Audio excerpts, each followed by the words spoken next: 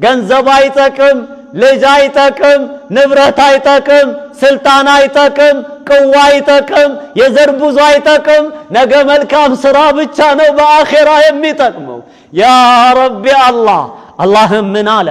ማ አግና ዐንሁ ከሱ አልጠቀመውም፣ ማሉሁ ገንዘቡ አልጠቀመውም፣ ወማ ከሰብ ያፈራቸውም ልጆቹ አልጠቀሙትም አለ አላህ። አቡ ለሃብ ኩንያው ነው፣ ስሙ አብዱል ዑዛ ይባላል። አቡ ለሃብ ተብሎ የተጠራው ይላሉ ፊቱ ያንቀለቅላል። ለሃብ ማለት እኮ የሳት ነበልባል ማለት ነው። ፊቱ እንደዛ የሚያምር የተመቸው ነበሩ፣ ሲያዩት ያምራል። ምን ያደርጋል የጀሃነም ሰውነት። አላሁ አክበር። አላህ ግን ምን አለ? ሰየስላ ይጨመራል፣ ናረን እሳት ውስጥ ይጨመራል።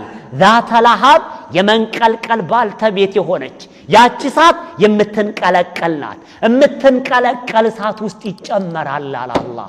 ወምራአቱሁ አይሰተስለ ምራአቱሁ ምን እሱ ብቻ ነው ሚስቱም ትጨመራለች አለ አላህ።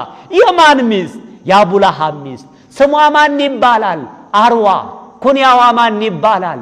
ኡሙ ጀሚል። የማናት ሚስት? የአቡ ለሃብ። የማናት እህት? የአቡ ሱፊያን። ይህችም ጀሃነም ውስጥ ትጨመራለች አለ አላህ። እሷም ተንኮል ነበራት እንዴ? አዎ ተንኮል ነበራት። ወላሂ እንጨት ተሸክማ ትመጣለች ይላሉ። ይሄ ንጉስ አቡ ሱፊያን በጊዜው ንጉስ ነው፣ ወንድሟ ንጉስ ነው። ባሏ በጊዜው ባለ ሀብትና ሰው የሚወደው አቡ ለሃብ ያው ጠማማም ቢሆንም ማለት ነው ትልቅ ደረጃ ያለው ነው። እሷም በራሷ አቅም ያላት ሰው ናት። እንደዚህ ሁና ለበረካው የጀሃነሙ በረካ እንዳያልፋት እሾህን ሂዳ ገጠል ተሸክማ ትመጣለች።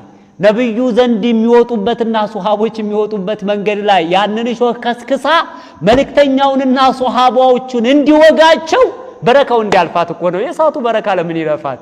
አሁን ራሷው ሂዳ ሰራተኛ ማዘዝ ትችላለች፣ በገንዘብ ማስመጣት ትችላለች። ምን በወጣት በረካው ለዲኑ እንዲናት እሱ አላሁ አክበር ተሸክማ እሾህ እንጨትን ተሸክማ ትመጣና ፈተጥረሁሁ ፊ ሰቢል ረሱልላህ መልእክተኛው መንገድ ላይ ትጥለዋለች።